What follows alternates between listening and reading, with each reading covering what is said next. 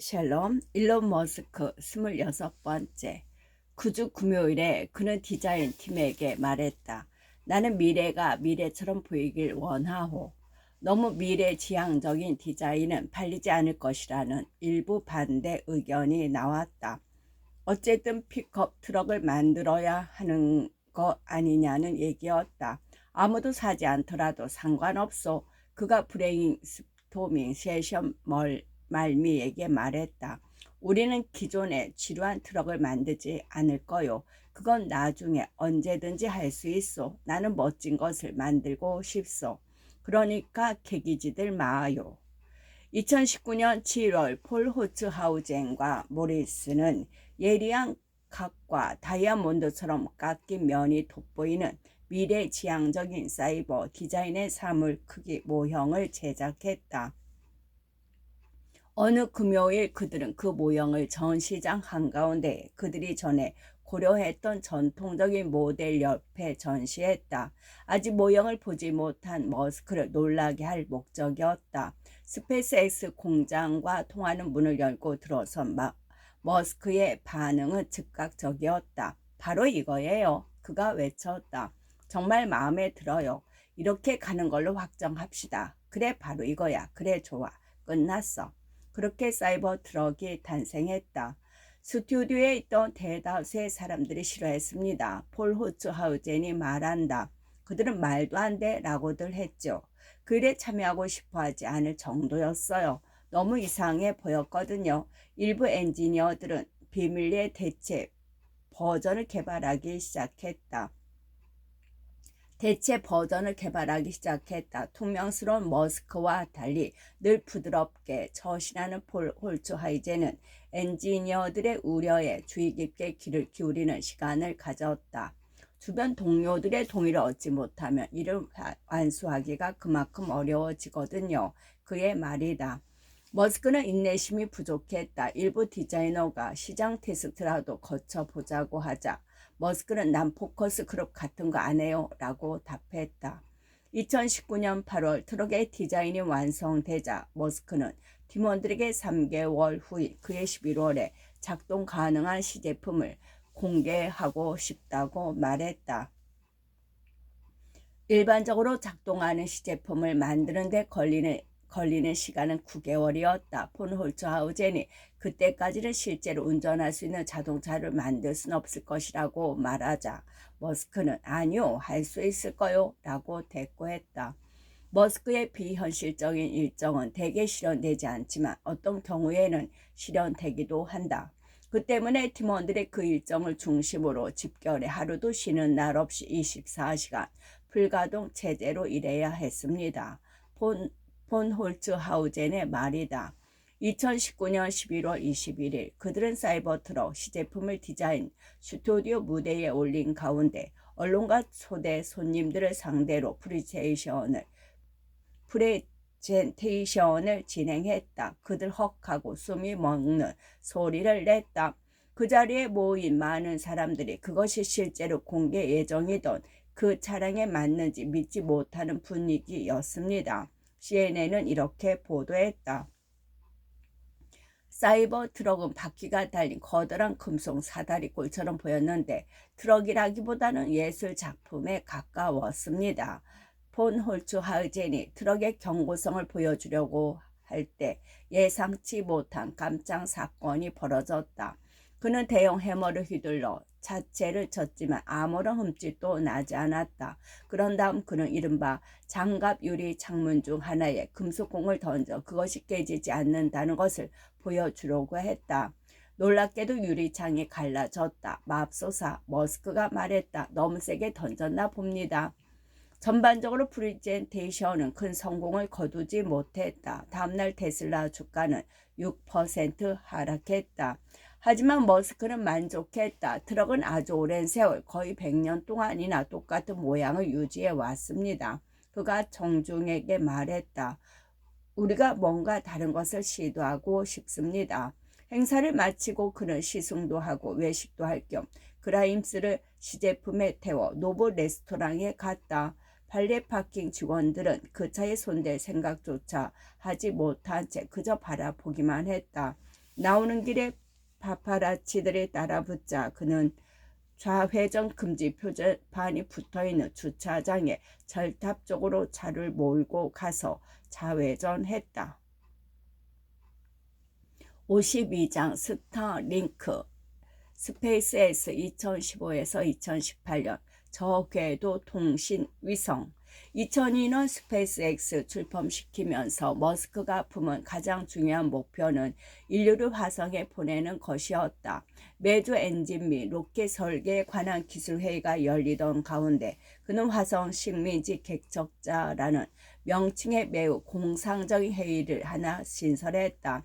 화성 식민지가 과연 어떤 모습을 띨지, 운영은 어떤 식으로 이루어질지 등을 상상하는 회의였다. 그의 비서로 일하던 엘리사 버터필드는 말한다. 우리는 화성 식민지 개척자 회의만큼은 건너뛰는 일이 없게 하려고 노력했습니다. 그가 항상 재밌어하고 늘 그의 기분을 좋게 해주는 회의였기 때문이지요. 화성 진출 사업을 추진하는 데에는 막대한 비용이 들었다. 그래서 머스크는 종종 그러는 것처럼 원대한 사명과 실용적인 사업 계획을 결합했다. 베조스나 브랜슨이 하는 것과 같은 우주 관광에서부터 미국 및 여타 국가와 기업들을 위한 위성 발사까지 그가 추구할 수 있는 수익 창출의 기회는 많았다. 2014년 말 그는 기존의 어떤 것보다 더 큰 보물 단지 즉 황금알을 낳는 거위와 같은 수익원으로 관심을 돌렸다. 유료 가입 고객으로 인터넷 서비스를 제공하는 통신망 사업이 바로 그것이었다. 스페이스X는 자체 통신 위성을 제작하고 발사할 수 있었기에 사실상 우주 공간에 인터넷을 재구축할 수 있었다. 인터넷 매출이 연간 약 1조 달러에 달았거든요. 그는 말한다. 우리가 거기서 3%만 맞게 돼도 300억 달러라는 얘긴데 그것은 나사의 예산보다 많은 액수이지요. 이것이 바로 화성 탐사 자금을 마련하기 위한 스타링크의 영감이 된 겁니다. 머스크는 잠시 말을 멈춘 후 강조하듯 덧붙였다. 화성 탐사라는 목표가 스페이스X의 모든 결정에 동기를 부여해 온 겁니다. 이 임무를 추진하기 위해 머스크는 2015년 1월 시애틀 인근의 스페이스X 새로운 사업 부분인 스타링크를 신설한다고 발표했다. 약 340마일, 약 547km 높이의 지구 저궤도 통신 위성들을 보내 지구 상공 22,000마일, 약 35,400km 궤도를 도는 지구 동주기 정지 위성에 의존하는 시스템의 신호 지연 문제를 해결하겠다는 계획이었다. 고도가 낮기 때문에 스타링크의 빔은 지구 동주기 위성만큼 넓은 지역을 커버할 수 없었고 따라서 더 많은 빔을 갖추어야 했다. 스타링크의 목표는 궁극적으로 4만 개의 위성을 저 궤도에 쏘아 올려 초대형 인공 별자리를 만드는 것이었다. 스타링크 앞에 놓인 과제 2018년 혹독한 여름이 무르익던 무렵 머스크는 스타링크에서 무언가 잘못 돌아가고 있다는 것을 본능적으로 직감했다. 스타링크의 위성은 너무 크고 너무 비용이 많이 드는 데다가 제작하기가 어려웠다. 수익성 있는 규모에 도달하려면 10분의 1 비용으로 10배 더 빠르게 만들어야 했다. 하지만 스타링크 팀은 그다지 시급함을 느끼지 못하고 있었고 머스크가 보기에 이것은 크나큰 죄악이었다. 그래서 그의 6월 어느 일요일 밤 머스크는 별다른 예고 없이 스타링크 경험팀 전원을 해고하기 위해 시애틀로 날아갔다. 그는 스페이스X 로켓 엔지니어 가운데 가장 고위급에 속하는 8명을 대동했다. 인공위성에 대해 잘 아는 사람은 아무도 없었지만 모두 엔지니어링 문제를 해결하고 머스크의 알고리즘을 적용하는 방법은 잘 알고 있었다. 그가 스타링크의 새로운 책임자로 선임한 인물은 이미 스페이스X의 구조 엔지니어링을 담당하고 있던 마크 준코사였다. 여기에는 부스터부터 인공위성까지 모든 스페이스X 제품의 설계와 제조를 한 명예 책임자 아래에 통합할 수 있다는 장점이 따랐다. 또는 그 책임자가 머스크의 마음에 잘 통하는 뛰어난 엔지니어라는 장점도 있었다. 준코사는 남부 캘리포니아에서 서핑을 즐기며 성장했는데 그곳의 날씨와 문화, 분위기를 깊이 사랑하면서도 느긋한 나른함에 빠져들진 않았다. 그는 자신의 아이폰을 BJ 스피너라고 되는 양 엄지와 검지 둘레로 빠르게 제치며 돌리는 손기술을 자랑하는데 가히 서커스의 접시 돌리기 묘기 수준에 가까웠다. 그리고 말할 때는 알잖아요. 그러니까 와우 친구와 같은 추임새를 섞어가며 빠르게 말을 쏟아내는 게 특징이다.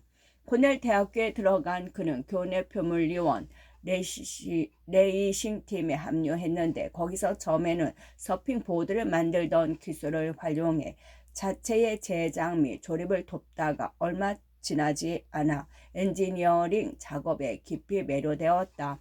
저는 정말 그러니까 일에 빠져들었고 알잖아요. 그러니까 와우 내가 이런 일을 하도록 태어난 사람이구나 그런 느낌이 들었습니다. 준코사의 말이다. 2004년 코넬 대학교를 방문했을 때 머스크는 몇몇 공대 교수들에게 좋아하는 학생 한두 명과 참석해 달라며 점심 식사에 초대하는 서한을 전달했다. 그러니까 알잖아요. 이 부자 가수는 공짜 점심 먹으러 가지 않을래? 뭐 그런 상황이었죠.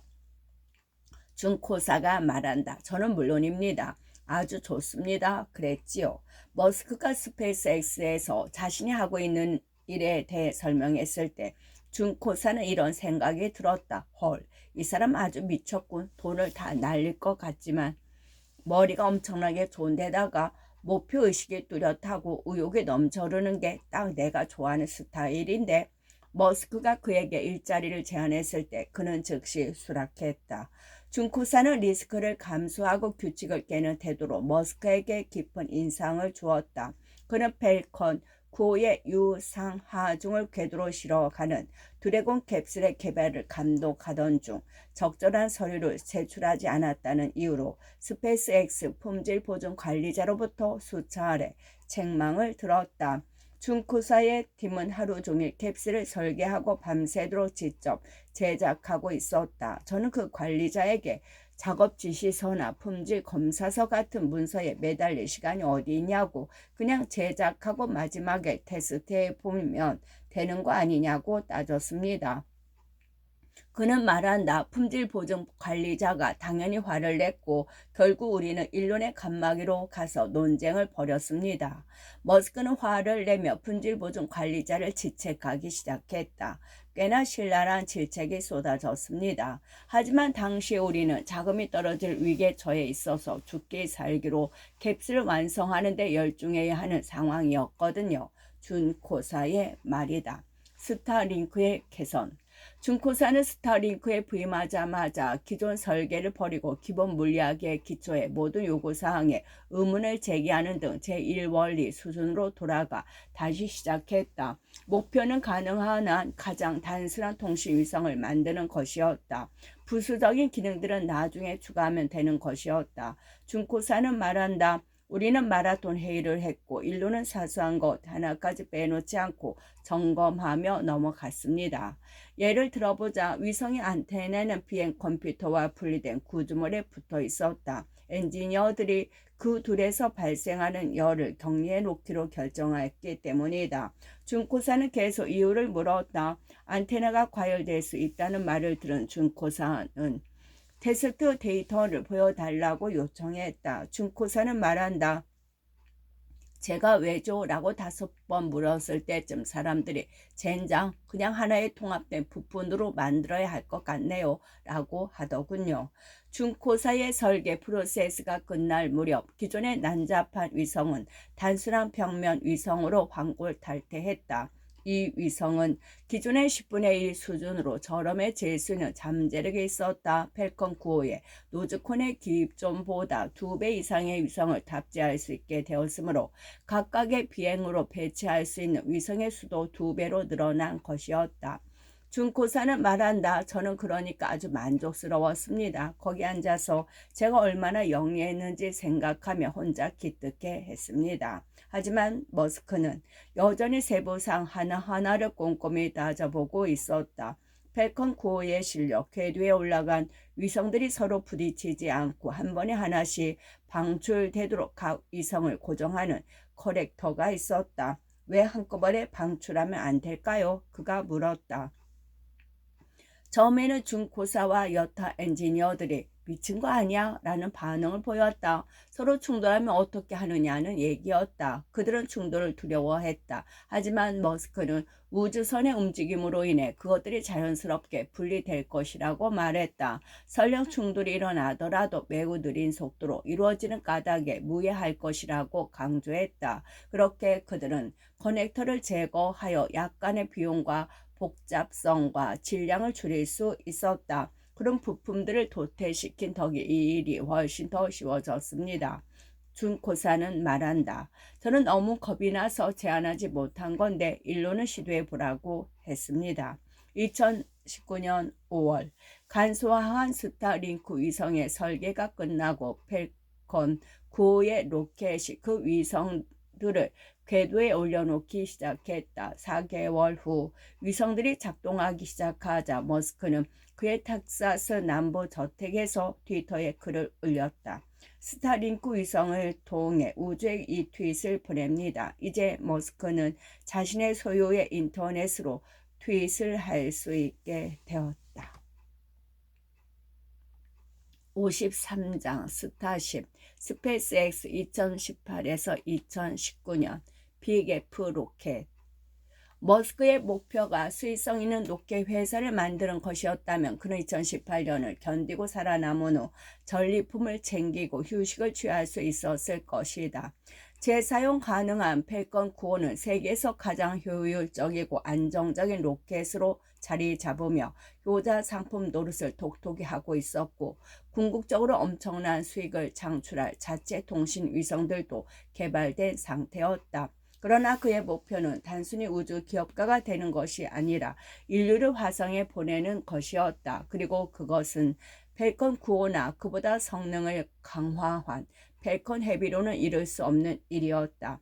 펠컨은 딱 나름의 목표를 달성할 수 있는 높이까지만 날아갈 수 있었다. 거기에 안주하면 많은 돈을 벌 수는 있었지만 생명체를 다행성 종으로 만들 수는 없었지요. 그의 말이다.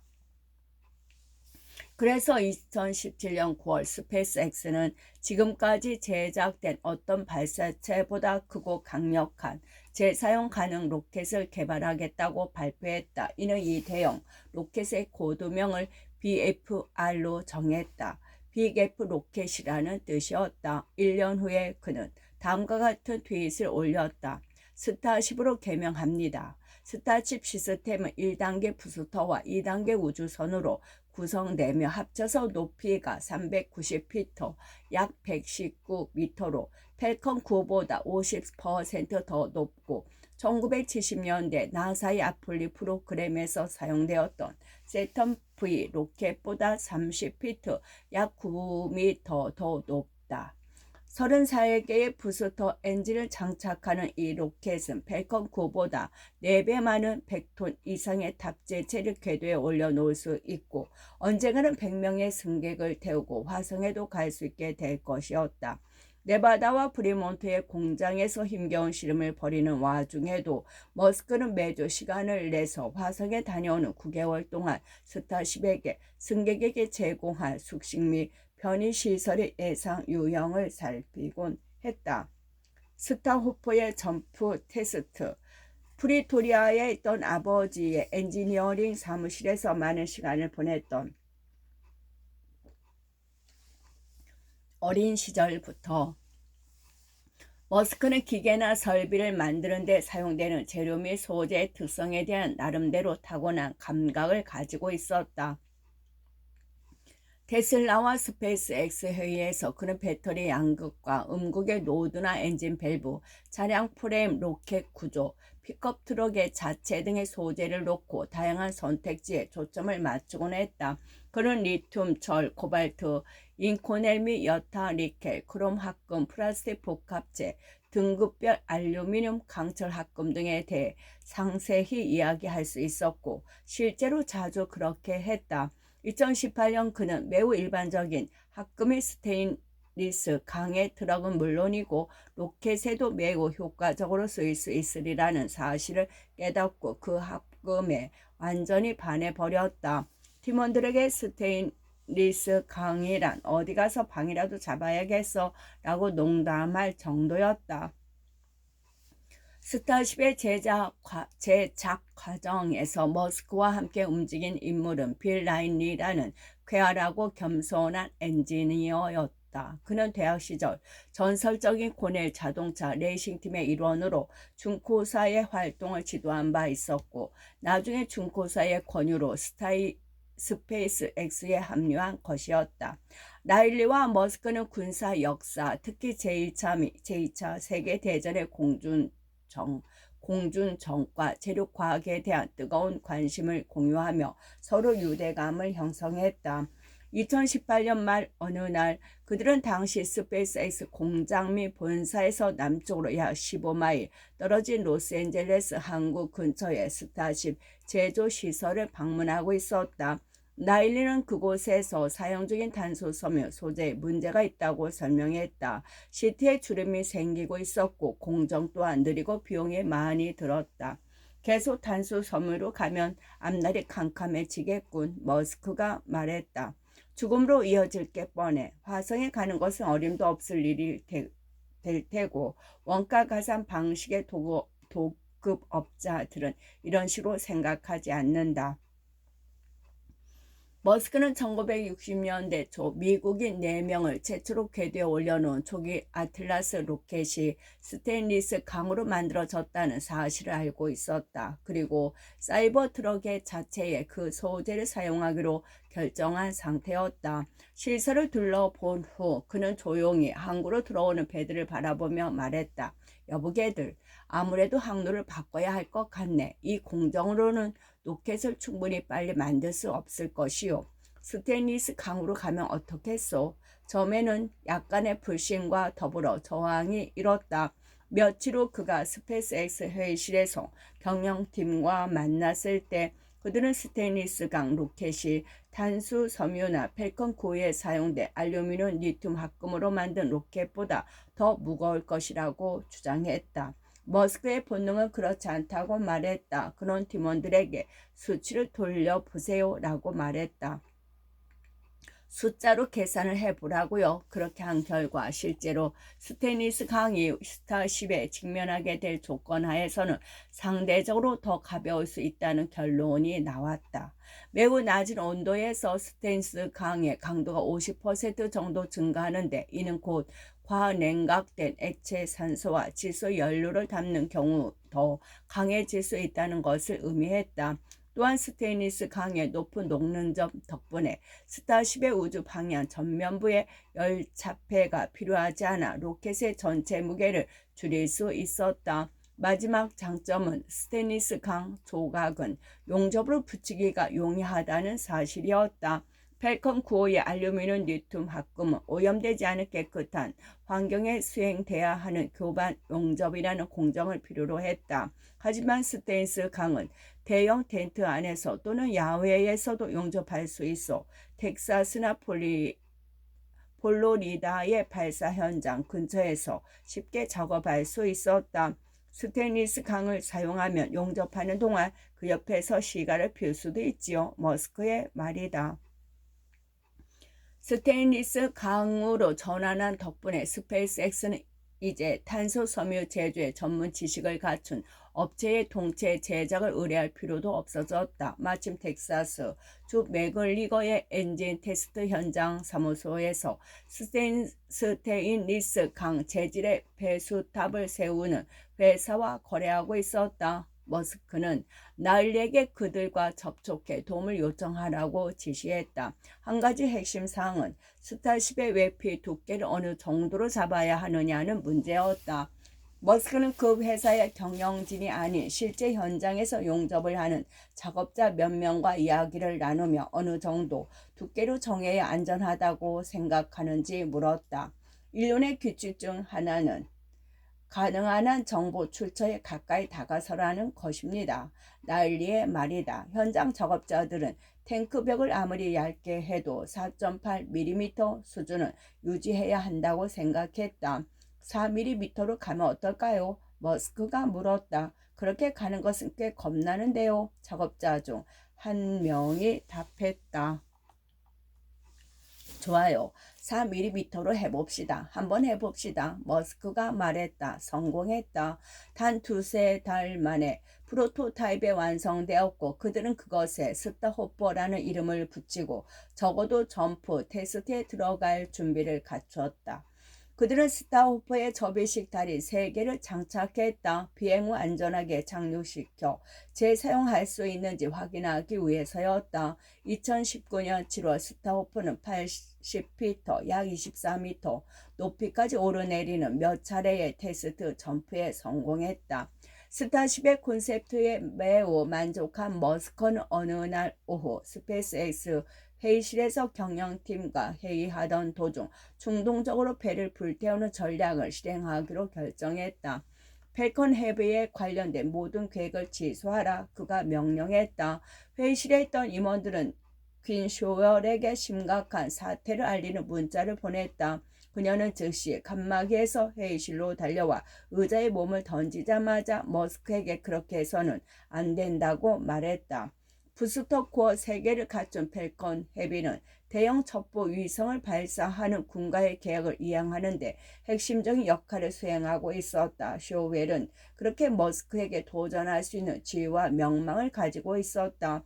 일론에게 상황을 설명하자 그는 자신이 원하는 조치를 취할 수 없다는 데 동의했습니다. 쇼웰의 말이다. 한 가지 문제는 머스크 주변에 이렇게 일을 제기하기 두려워하지 않는 사람이 별로 없었다는 사실이다.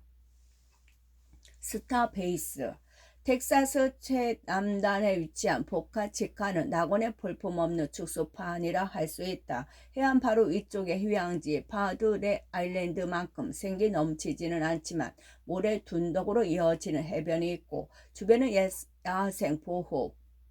야생동물 보호 구역으로 설정돼 있어 로켓 발사 구역을 마련하기에 안전한 곳이다. 스페이스X는 이미 2014년에 케이프 커버 버널과 반덴버그의 백업용으로 이곳에 초보적인 발사대를 설치했지만 2018년 머스크가 그곳을 스타쉽 전용 기지로 결정하기까지 먼지만 쌓이고 있었다.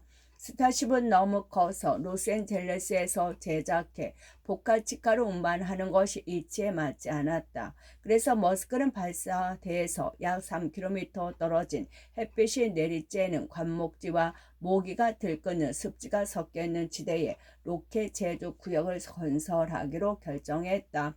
스페이스X 팀은 조립 라인을 들여놓은 경납고 모양의 거대한 텐트 3동과 스타쉽을 수직으로 거치시킬 파형 강판 재질의 하이페이 3개를 세웠다. 해당 부지의 한 오래된 건물은 칸막이 사무실과 회의실, 그런대로 괜찮은 음식과 훌륭한 커피를 제공하는 식당 등으로 개조했다. 2020년 초 500명에 달하는 엔지니어와 건설 노동자가 그곳에서 교대제 근무로 24시간 돌아가는 체제 하에 일했는데 그중 절반가량이 해당 지역 출신이었다. 보카치카로 내려와서 이곳을 멋지게 만들기 위해 할 수 있는 모든 일을 다 해줘요. 머스크가 당시 비서였던 엘리사 버터필드에게 말했다.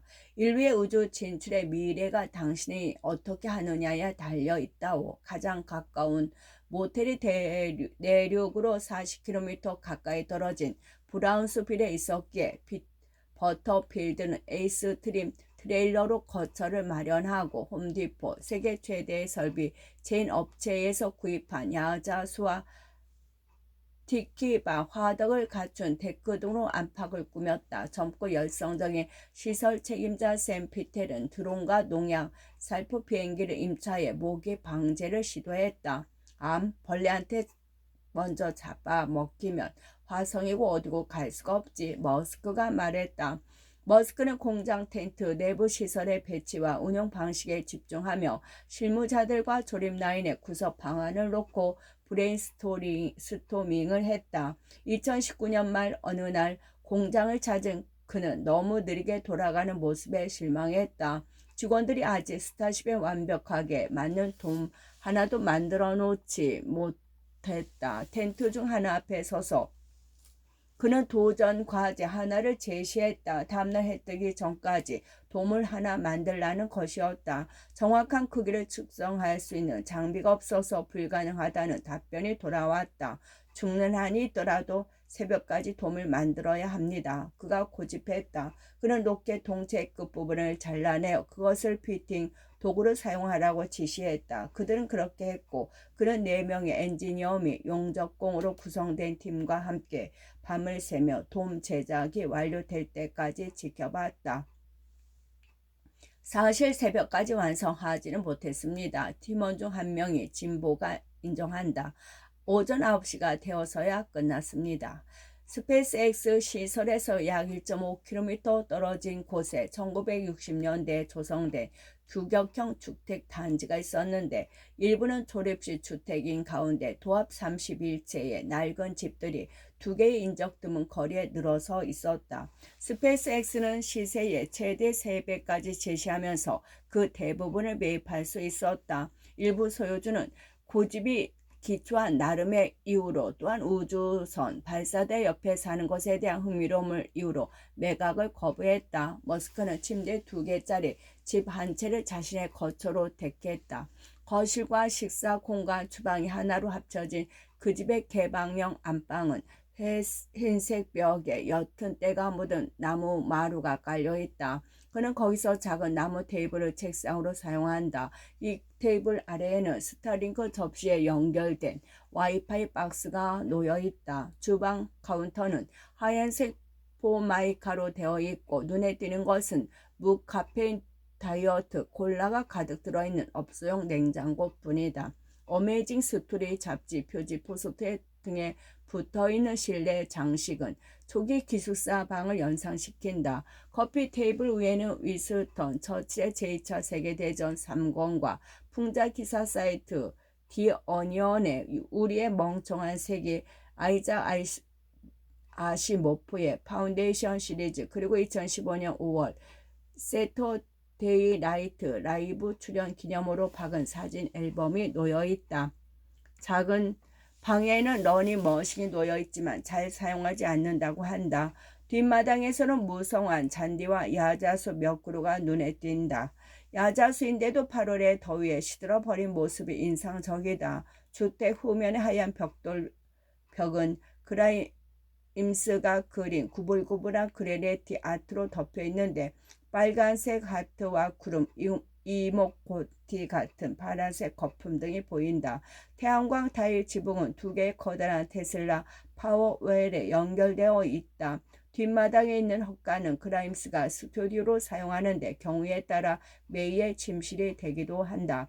엉망장자가 주로 거주하는 곳이라고 하기에는 너무 초라한 느낌이다. 하지만 머스크는 그곳을 안식처로 생각했다. 스타베이스에서 긴 회의를 마치거나 신경을 곤두세우며 로켓 조립 라인을 시찰하고 나면 그는 차를 모아 그곳으로 돌아와 교회 지역의 아빠들처럼 휘파람을 불며 집주위를 어스렁거리면서 긴장을 풀곤 했다. 54장 끝.